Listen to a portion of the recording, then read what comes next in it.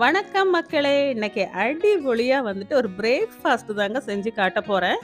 சூப்பரா இருக்குங்க. வேலை சட்டு பட்டுன்னு முடிஞ்சிரும். டென்ஷனே இருக்காது. இதுக்கு தேவையான பொருட்கள் என்னன்னு சொல்லிட்டு பார்த்துடலாம். நான் கோதுமை மாவு யூஸ் பண்ண போறேன். 250 கிராம் கோதுமை மாவு, ஒரு பிஞ்சளவுக்கு உப்பு, 1 டீஸ்பூன் எண்ணெய், அப்புறம் தேவையான அளவுக்கு தண்ணி எடுத்து வச்சுக்கலாம். மாவு நல்லா விரலால பிசைஞ்சதுக்கு அப்புறமா கொஞ்சம் கொஞ்சமா தண்ணி சேர்த்து சப்பாத்தி மாவு பிசைஞ்சு வச்சுக்கலாங்க. இப்போ பாருங்க, நான் மாவு பிசைஞ்சு ரெடியா வச்சிருக்கிறேன். இதை நான் சின்ன சின்ன ஷீட்டாட்டு நான் அதுக்கப்புறம் எடுத்து ரெடி பண்ணி வச்சுக்கிடுதேன். இப்போ இந்த பேன்ல கொஞ்சமா எண்ணெய் சேர்த்தாச்சு.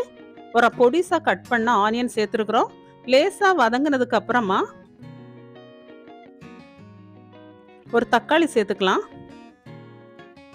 தக்காளி லேசாக வதங்கட்டும், ரொம்ப வேக வேண்டாம். கொஞ்சமாக மஞ்சள் தூள், மல்லித்தூள், வத்தல் தூள், கரம் மசாலா போட்டு நல்லா மிக்ஸ் பண்ணிக்கலாம். லோ ஃப்ளேமில் வச்சுட்டு நல்லா மிக்ஸ் பண்ணிக்கலாம். மிக்ஸ் பண்ணதுக்கு அப்புறமா இதில் 2 முட்டை சேர்த்துக்கலாம். நான் 250 கிராம் மாவுக்கு 2 முட்டை சேர்த்துருக்குறேன். முட்டைக்கு தேவையான அளவுக்கு உப்பு.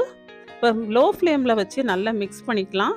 ஒரு 2 நிமிஷம் மிக்ஸ் பண்ணிட்டோம்னா அந்த முட்டையில் இருக்கிற வாட்டர்லாம் அப்படியே ட்ரை ஆகிடும். இப்போ நமக்கு பார்த்தீங்கன்னா முட்டை கூட்டு, அதாவது முட்டை புரிஞ்சு ரெடி ஆகிடுச்சு. கொஞ்சமாக மல்லியில் சேர்த்து மிக்ஸ் பண்ணி வச்சுக்கலாம். காலையில் பிரேக்ஃபாஸ்ட்டுக்கு இப்படி கொஞ்சம் வித்தியாசமாக நம்ம சேஞ்ச் பண்ணி பண்ணோன்னா குழந்தைங்களுக்கு ரொம்ப பிடிக்கும். இப்போ சப்பாத்தி மாவு நான் ஏற்கனவே சப்பாத்தி ஷீட் பண்ணி வச்சுட்டேன். இப்போ ஒரு சப்பாத்தி எடுத்துக்கலாம். இதில் 1 ஸ்பூனு அளவுக்கு முட்டை புரிஞ்சு எடுத்துக்கலாம். இன்னொரு சப்பாத்தி அதுக்கு மேலே அப்படியே போட்டுக்கலாம். போட்டுட்டு அப்படி விரலால் சைடில் எல்லாம் லேசாக ப்ரெஸ் பண்ணி விட்டுக்கலாம்.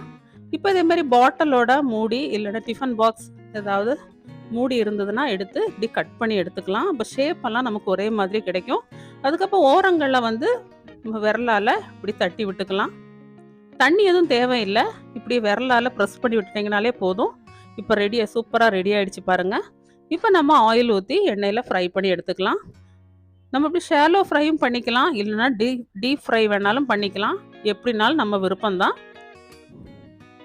இப்போ 2 சைடும் நம்ம திருப்பி திருப்பி போட்டுக்கலாம். அந்த ஓரங்களெல்லாம் கொஞ்சம் வேகிறதுக்காக பேனை கொஞ்சம் நகர்த்தி இந்த மாதிரி ரோஸ்ட் பண்ணி சைடில் எல்லாம் கொஞ்சம் ரோஸ்ட் பண்ணி எடுத்துக்கலாம். நீங்கள் டீப் ஃப்ரை வேணா கூட அவசரமாக இப்போ வேலை முடியணும், சீக்கிரமாக குழந்தைங்களுக்கு ஸ்கூலுக்கு போகணும், டைம் இல்லைன்னா நீங்கள் டீப் ஃப்ரை கூட பண்ணி எடுத்துக்கலாம். எப்படி பண்ணாலும் நல்ல டேஸ்ட் ஒரே மாதிரி தான் இருக்கும். நல்ல கிறிஸ்பியாக இருக்கும். இதுக்கு நீங்கள் முட்டைக்கு பதிலாக பன்னீர் வேணாலும் யூஸ் பண்ணிக்கலாம். இல்லைனா சிக்கன் பொடிசாக கட் பண்ண சிக்கனும் யூஸ் பண்ணிக்கலாம். இல்லை வெஜிடபிள்ஸை பொடியாக கட் பண்ணி வதக்கி நம்ம யூஸ் பண்ணிக்கலாம்.